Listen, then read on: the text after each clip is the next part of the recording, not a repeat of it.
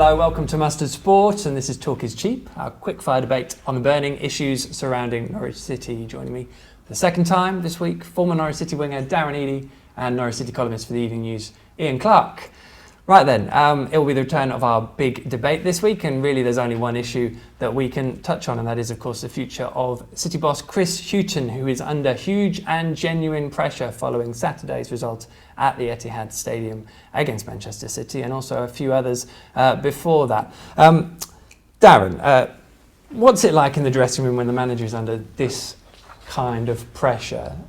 Because the way the players went about it up in Manchester on Saturday looked like they weren't too bothered. Yeah, I think sometimes it can have the opposite effect. We say sort of strength through adversity. I think sometimes when you get a battering like that, it can, especially at a club like Norwich, I think it can draw the players together as a group and can be a good thing. So I don't think it will affect their mentality too much. I think they'll obviously be in the back of their minds. It's sometimes worse to play at home or harder to play at home when you're on the back of a heavy defeat and there's so much pressure on this game. But it probably is the most important game of, well, not probably, it is the most important game of Chris Hughton's tenure. It has to be. Win or lose, he needs to come out with a fighting performance, a good performance, because I'm not even sure a draw would be enough. It's 190 minutes that has happened, so I'm not going to base it too much on that. But in general, we as journalists and fans talk about managers losing the dressing room and things like that. Have you ever experienced something like that, or does it even exist? Is it just a bit of a misnomer? I don't know. I think, talking from my own personal point of view, I think with professional players, you go out there. I certainly went out to play every game to the best of my ability. I never went out and shirked a tackle or didn't try my hardest. So the lads are professional enough, and it works in their favour to go out and try as hard as they can in every single game, because if they want to get away and they want to move, it gets them a move. If they don't want to get away, they can be playing every week because they're playing well. So I don't ever believe in that mentality that people don't go out there and try. I don't believe things went well on Saturday, and it was just a collective, shocking, all-round game. Although it did look like they weren't trying, which is the hardest part, I think, for people to try and stomach. Yeah, exactly. It's all about the perception of it, I suppose. Clark, you've been speaking about this earlier in the week, and you've had a busy week of it. I've had a busy week, yeah. Good to wheel you out. Where do you think Chris Hughton goes from here at this moment in time off the back of that result on Saturday? It's got to be from minute one Saturday. He's got to be out there in their faces, high tempo, show the fans that things have changed this week. I would have thought that they would have done more this week in terms of messages from the club about how much work's going on to put things right. It's been very quiet, which I'm quite surprised at. We've heard nothing from the board at all. I just thought they'd done everything they could to say it was bad on Saturday, we're going to change it and really move on. So I think it's all about the attitude on Saturday. The result is massively important, but the key start is the attitude and the tempo. Okay, that's an interesting one, because I remember when Nigel Worthington was under intense pressure and Delia and Michael put out a statement of 2 games to put it right, and that effectively gave him 1 game, and it didn't go very well after about 10 minutes. But you would have liked to have seen something this. Yeah, I just think that sort of vacuum of nothing leaves all the fans the chance to speculate, particularly these days with Twitter and message boards. If there was a strong, firm, positive message, I think it would send a really good signal out to fans. The players have actually come in for some criticism. It hasn't all been about Chris Hughton. I think they've had to shirk some of that or take it on themselves. You obviously see that as fair, and again, another misnomer maybe of players hiding. Is that the sort of thing that can happen in this situation? I think that's kind of what happened on Saturday, because it got so bad. I don't imagine players are going to not trying. I think that some of them were hiding a little bit, which then makes them look like they're not trying. So I think that's more of a case. But I don't know. I mean, it's a difficult one to work out when you're not actually in the changing rooms. But that it was that bad a performance that they'll want to be putting it right on Saturday. It's simple as that. And I don't agree with it. And I think talk is cheap. Sometimes they can come out and say what they like. I don't care if nothing's said all week, as long as they come out on a Saturday and do a performance there. I don't think it would appease the fans if they came out and said, we're going to try our hardest this weekend and put it right, because I'd expect that anyway as a fan. So I think they will be on their game this Saturday, and if it's not good enough, then you have to look to Chris Hughton as being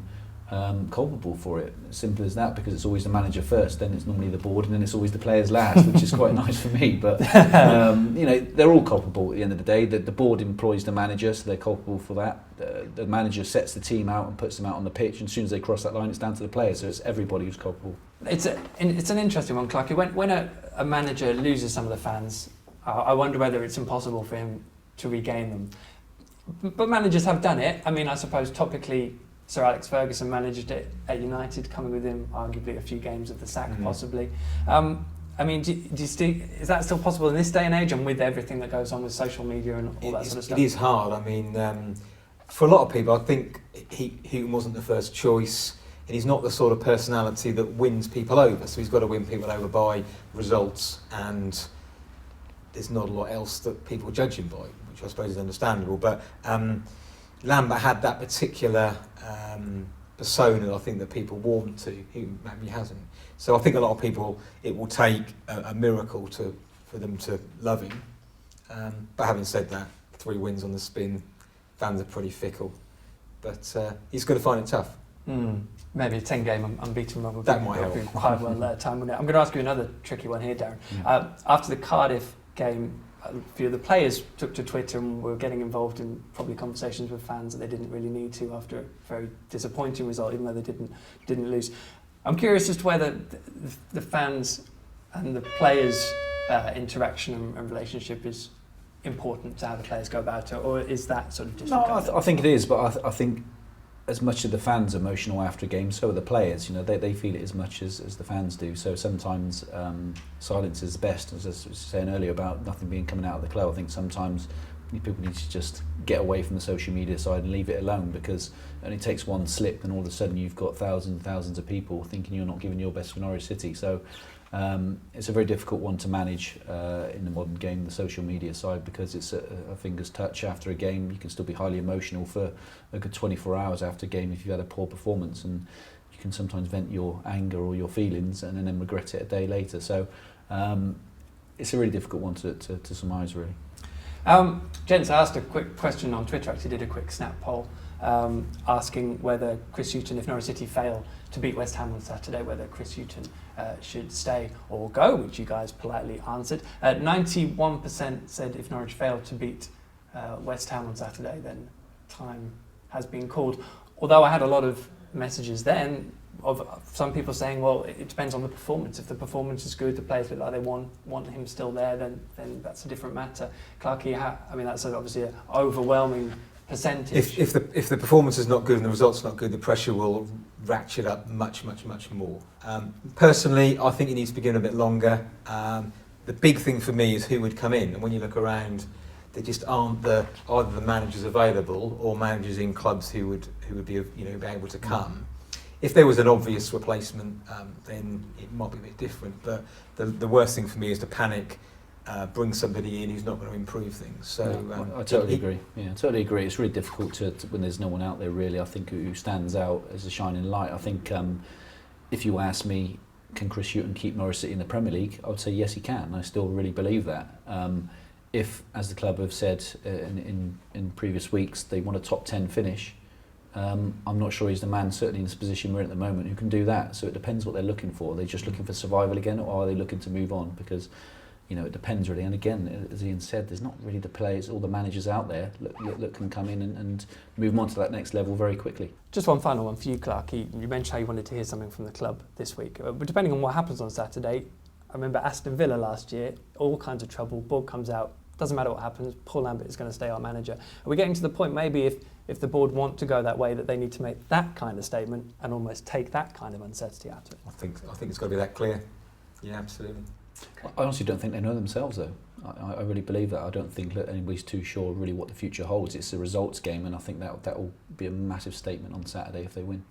All right then, gents. Well, thank you so much for that. It's much appreciated. Thank you all for watching. We'll be back looking ahead to that West Ham game. Apparently it's quite important, with a pundit's predict later in the week. You can get hold of us on Twitter, should you wish, or if you want to come along and join us in the studio for one of our debates in future, at Mustard TV or at Michael J. Bailey. In the meantime, have fun and goodbye.